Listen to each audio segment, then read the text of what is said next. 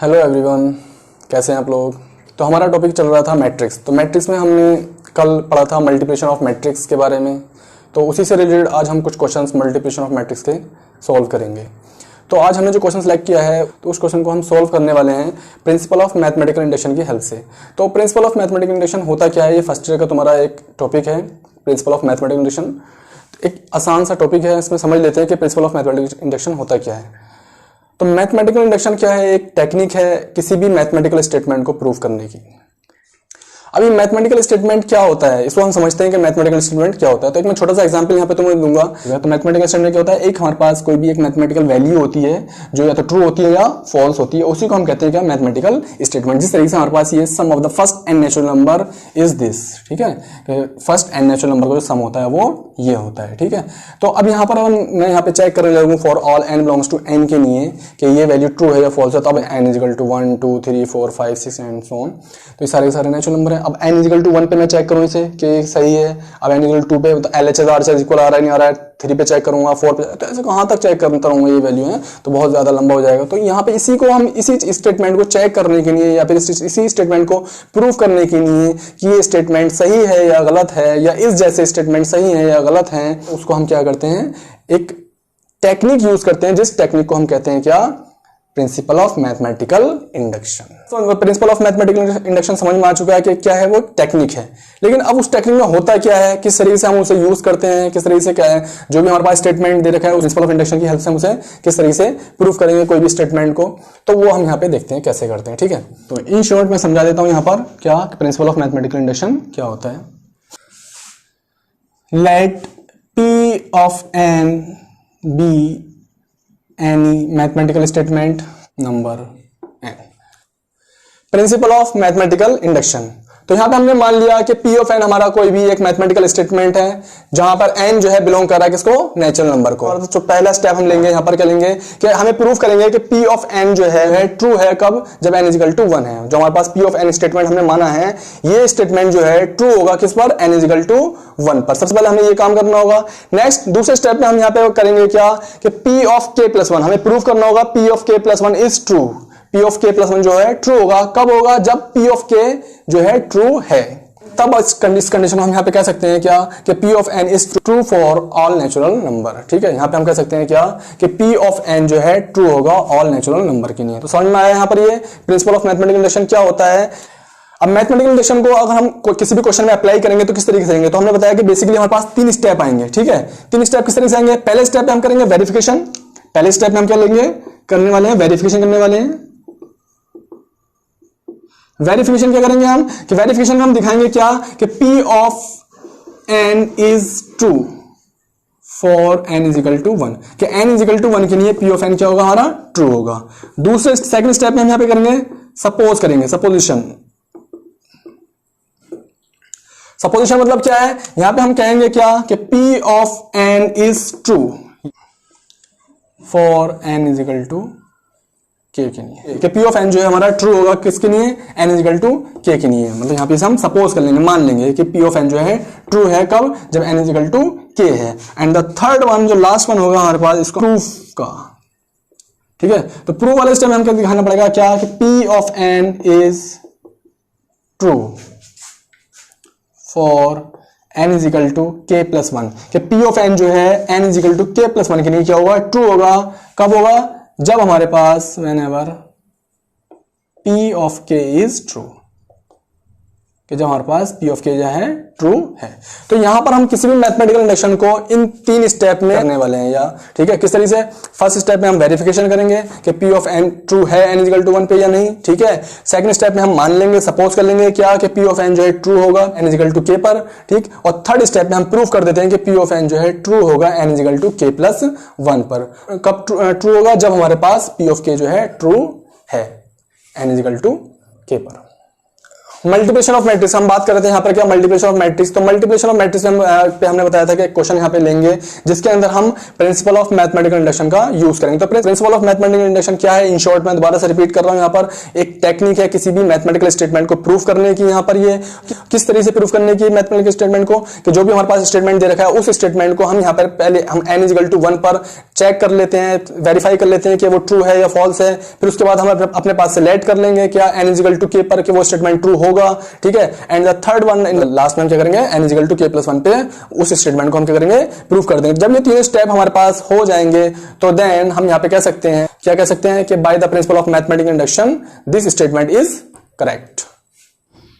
तो ये मैट्रिक्स का क्वेश्चन है जिसको हम सॉल्व करेंगे प्रिंसिपल ऑफ मैथमेटिकल इंडक्शन की हेल्प से, ठीक है। प्रिंसिपल ऑफ मैथमेटिकल इंडक्शन मैंने अभी बताया तुम लोगों को क्या होता है, ठीक है। तो उसी की हेल्प से यहाँ पे हम सॉल्व करने वाले हैं। तो यहाँ पे हमारे पास ये मैट्रिक्स A=, ये मैट्रिक्स दे रखी है, तो हमें प्रूफ करना है क्या कि जो मैथमेटिकल स्टेटमेंट है ट्रू है for all n belongs to natural number, ठीक है। For all n belongs to positive integer भी कह सकते हैं या नेचुरल नंबर भी हम यहाँ पे कह सकते हैं, ठीक। सबसे पहले हम यहाँ पे लेट कर लेते हैं, लेट P ऑफ n, क्योंकि किसी भी मैथमेटिकल स्टेटमेंट को हम रिप्रेजेंट करते हैं P ऑफ n से।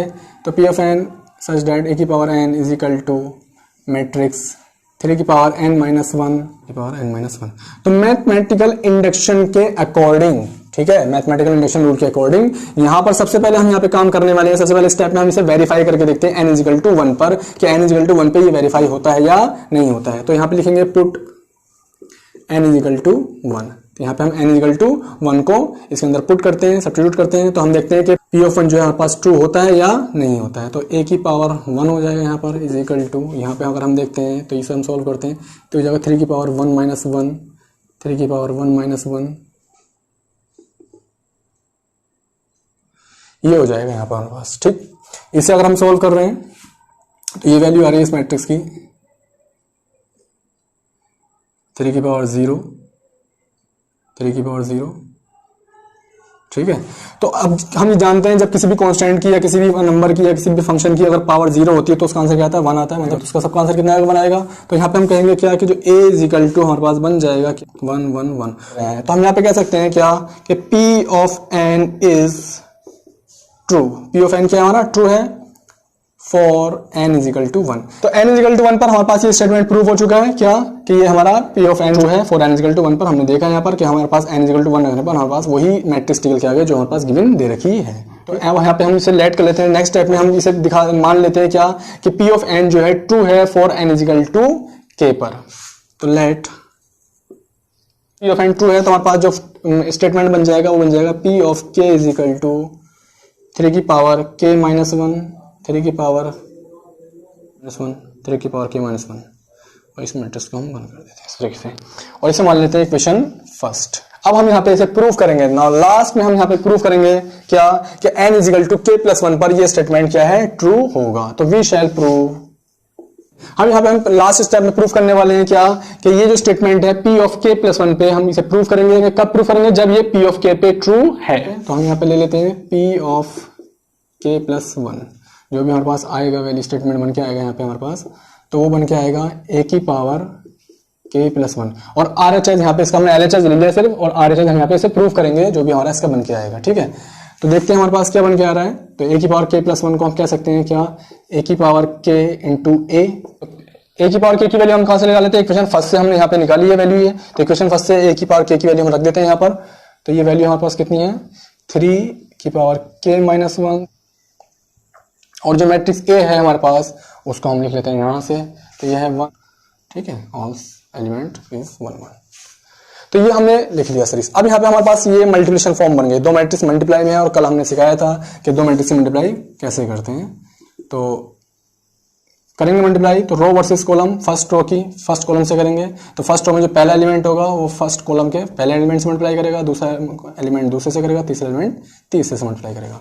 तो यहाँ पे डायरेक्टली मैं मल्टीप्लाई लिख रहा हूँ तो इसके मल्टीप्लाई आ जाएगा 3⁻k-1, ठीक है, इस तरीके से आ जाएगा यहाँ पर ये पहला एलिमेंट निकल। इसी तरीके से अब हम फर्स्ट रो की सेकंड कॉलम से करेंगे तो वो भी सेम ऐसे ही आएगा 3⁻k-1 और इसी तरीके से हम थर्ड एलिमेंट निकालेंगे तो ये भी आ जाएगा कितना 3⁻k-1, ठीक है। समझ रहे हो ना कैसे आ रहा है यहाँ पर, क्या कि जो हमने पहला एलिमेंट निकाला है वो किस तरह से निकाला है, जब हमने फर्स्ट रो की मल्टीप्लाई फर्स्ट कॉलम से की तो पहला एलिमेंट निकल के आया। इसी तरीके से हमने क्या करा, जब दूसरा एलिमेंट निकाला तो फर्स्ट रो के, ठीक है, सेकंड कॉलम से की है, तो मल्टीप्लाई करने का तरीका वही रहेगा, इसकी मल्टीप्लाई इससे होगी, यहाँ इसकी मल्टीप्लाई इससे होगी और इसकी मल्टीप्लाई इससे होगी। और लास्ट में जो हमने निकाला वो भी सेम ऐसे निकाला है, फर्स्ट रो की मल्टीप्लाई थर्ड कॉलम से की तो तीसरा एलिमेंट हमारा निकल गया यहाँ पर। अब हमारे पास सेकंड रो के एलिमेंट निकालने, तो सेकंड रो के एलिमेंट भी हम ऐसे निकालेंगे। अगर पहला एलिमेंट निकालेंगे तो सेकंड रो की मल्टीप्लाई फर्स्ट कॉलम से करेंगे तो पहला एलिमेंट आएगा, सेकंड रो की मल्टीप्लाई दूसरा कॉलम से करेंगे तो दूसरा एलिमेंट आएगा, सेकंड रो की मल्टीप्लाई अगर तीसरे कॉलम से करेंगे तो तीसरा एलिमेंट निकल के आएगा सेकंड रो का। ठीक, अब लास्ट में हम निकालेंगे क्या, थर्ड रो के एलिमेंट को। थर्ड रो के एलिमेंट कैसे निकालेंगे, वही थर्ड रो की मल्टीप्लाई फर्स्ट कॉलम से करेंगे तो पहला एलिमेंट आएगा थर्ड रो का, थर्ड रो की मल्टीप्लाई सेकंड कॉलम से करेंगे तो दूसरा एलिमेंट आएगा, थर्ड रो की मल्टीप्लाई तीसरे कॉलम से करेंगे तो तीसरा एलिमेंट निकल के आएगा। ठीक है, मल्टीप्लाई वही करेंगे, फर्स्ट की फर्स्ट से, सेकंड के सेकंड से, थर्ड के थर्ड से। तो 3 की पावर k माइनस 3 की पावर k माइनस 1 ये मल्टीप्लाई करके हमारे पास ये वैल्यू बन के आ गया हमारे पास। ठीक है, अब हम यहाँ पे करते हैं सॉल्व इसे आगे। तो यहाँ पर देख रहे हैं 3 की पावर k माइनस 1 प्लस 3 की पावर k माइनस 1 प्लस 3 की पावर k माइनस 1, मतलब तीन टर्म है और तीनों सेम है, तो क्या हो जाएगा, ऐड हो जाएंगी, तो ये हो जाएगा कितना, 3 इंटू 3 की पावर k माइनस 1 ऐसे यहाँ पे हो जाएगा ये।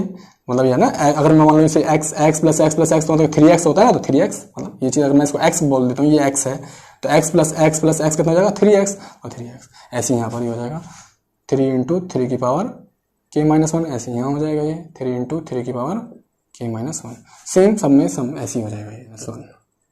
ठीक है, ये हो गया। अब बेस सेम होता है, पावर ऐड होती है, तो हम इसको लिख सकते हैं इस तरीके से 3 की पावर तो k plus 1 minus 1 power add कर देंगे, यहाँ पे इसकी पावर 1 है यहाँ पर 3 की, ठीक है, यहाँ पे 3 की पावर k माइनस 1 है, तो कितना हो जाएगा 3 की पावर k प्लस 1 माइनस 1, तो उसको मैं ऐसे लिख सकता हूँ क्या, 3 की पावर k प्लस 1 माइनस 1, 3 की पावर k प्लस 1 माइनस 1, 3 की पावर k प्लस 1 माइनस 1, और ये मैट्रिक्स हमने क्लोज कर दी। तो यहाँ पे हम देख रहे हैं कि यहाँ पे जो फॉर्म बन गई है ये किसकी बन गई है, लास्ट में p ऑफ k प्लस 1 की फॉर्म बन के आ गई है। तो इसका मतलब क्या यहाँ हुआ कि हमारे पास जो स्टेटमेंट था कि n इक्वल टू 1 पे वेरीफाई हो गया था, p ऑफ k प्लस 1 पे से हमने मान लिया था ट्रू है ये, और हमने p ऑफ k प्लस 1 पे से ट्रू प्रूफ कर दिया है। यहाँ पर देखिए यहाँ पर ये चीज क्या कि p ऑफ k प्लस 1 की फॉर्म बन गई है यहाँ पर इसमें।